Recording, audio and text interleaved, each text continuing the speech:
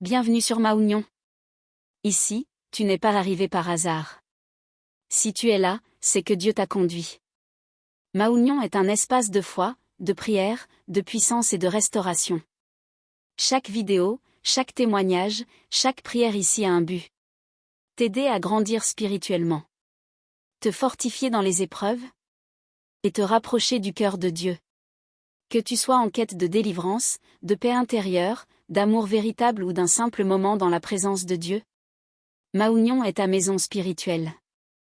Ici, on ne juge pas. On aime. On prie. On élève. Car nous croyons que la prière change les vies et que Dieu n'a pas dit son dernier mot sur toi. Alors abonne-toi, active la cloche, et entre pleinement dans cette aventure spirituelle. Et surtout, partage autour de toi quelqu'un, quelque part, a besoin d'une parole de vie aujourd'hui. Bienvenue dans la famille Maounion. Que Dieu te bénisse abondamment. Dans une banlieue populaire d'Abidjan, vivait Reine, une jeune femme de 29 ans, brillante, élégante, et profondément chrétienne.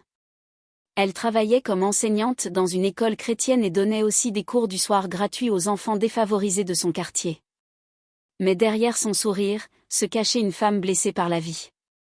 À 19 ans, elle avait perdu sa mère dans un accident. Son père, détruit par le chagrin, s'était réfugié dans l'alcool. C'est dans cette douleur que Reine avait rencontré Jésus, et qu'elle s'était accrochée à lui comme à une ancre dans la tempête. Pendant près de 10 ans, elle avait refusé plusieurs prétendants, attendant celui que Dieu lui enverrait. Et puis, il est arrivé.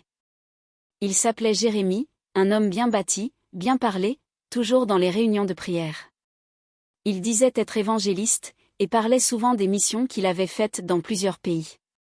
Reine l'avait rencontré lors d'un séminaire de jeûne et prière. Il l'avait approché avec douceur, disant : « Le Saint-Esprit m'a mis ton visage en songe. Je crois que tu es l'os de mes os. » Elle avait prié, attendu des signes, et tout semblait confirmer qu'il était l'homme choisi par Dieu. Son pasteur avait même donné sa bénédiction. Alors, après 7 mois de fréquentation, ils se fiancèrent. Mais c'est là que les choses ont commencé à changer. Les signes que Reine avait ignorés. Jérémie devenait soudainement très autoritaire. Il lui interdisait de parler à certains amis hommes. Il critiquait sa manière de s'habiller, même en robe longue. Il disait que la femme devait être soumise en toutes choses, même au prix de sa liberté.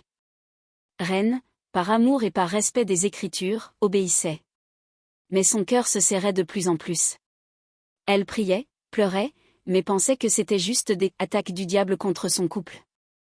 Ce n'est qu'à 2 semaines du mariage que tout a éclaté. Un dimanche matin, alors qu'elle se rendait chez Jérémie pour lui remettre les derniers papiers administratifs, elle entra sans frapper. Et ce qu'elle vit la brisa à jamais. Jérémie était avec une autre femme, dans une situation compromettante. Pire encore, c'était la secrétaire de leur propre église, une femme mariée et mère de 2 enfants. Reine s'effondra. Humiliation, rejet, et silence de Dieu. Ce fut un scandale dans la communauté chrétienne, certains l'accusèrent. Tu as dû faire quelque chose pour qu'il aille voir ailleurs.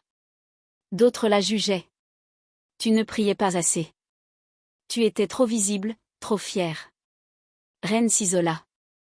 Elle ferma ses réseaux sociaux, quitta la chorale, et même, cessa d'aller à l'église. Pendant 3 mois, elle erra comme une âme perdue, déçue des hommes, blessée par l'église, fâchée contre Dieu. Un soir, alors qu'elle s'apprêtait à prendre des somnifères pour redormir longtemps, une amie d'enfance, Déborah, toqua à sa porte. Elle sentit que quelque chose n'allait pas. Au lieu de poser des questions, Déborah s'est mise à prier en larmes dans la chambre. Elle cria à Dieu comme une mère suppliante. « Père, sauve ta fille. Ne la laisse pas sombrer comme ça. Redonne-lui goût à la vie. » Cette prière, Reine l'entendit comme un cri venu du ciel. Elle s'est effondrée en sanglots. Et pour la première fois, elle cria à Dieu non pas pour demander un mari mais pour demander la paix intérieure. La guérison commence. Petit à petit, Reine reprit goût à la vie. Elle recommença à lire la Bible. Elle retourna à l'église, non plus pour servir les autres, mais pour se laisser guérir par Dieu. Elle comprit que l'amour humain est faillible, mais que l'amour de Dieu ne trahit jamais. Elle recommença ses cours du soir pour les enfants pauvres. Elle témoigna de son histoire, et beaucoup de jeunes femmes se retrouvèrent en elle. Elle écrivit même un petit livre intitulé « Brisé, mais debout par grâce ». Ce livre toucha des centaines de femmes en Afrique francophone. Et puis un jour, 2 ans plus tard, Reine était invitée à un séminaire de femmes chrétiennes à Dakar. Elle y partagea son témoignage. Dans l'assistance se trouvait un homme discret, assis au fond, Élisée, un veuf, père d'une petite fille de 6 ans, et homme de prière. Il fut touché par son humilité, sa force, sa sagesse. Ils se parlèrent, doucement, puis régulièrement. Pas de précipitation cette fois. Pas de « je t'ai vu en songe ». Juste 2 cœurs matures, blessés mais guéris par Christ, qui apprennent à s'aimer sainement. 1 an plus tard, ils se marièrent, dans la simplicité mais avec la paix de Dieu. Reine devint non seulement épouse, mais aussi mère d'une petite fille qu'il appelait très vite Maman Reine. Morale de l'histoire. Dieu ne nous épargne pas toujours la trahison, mais il nous promet la restauration. Quand l'homme te brise, Jésus te reconstruit. Quand l'amour humain échoue, l'amour divin triomphe. Reine a cru qu'elle avait tout perdu. Mais en fait, Dieu l'éloignait de ce qui allait la détruire pour l'emmener vers ce qui allait l'honorer.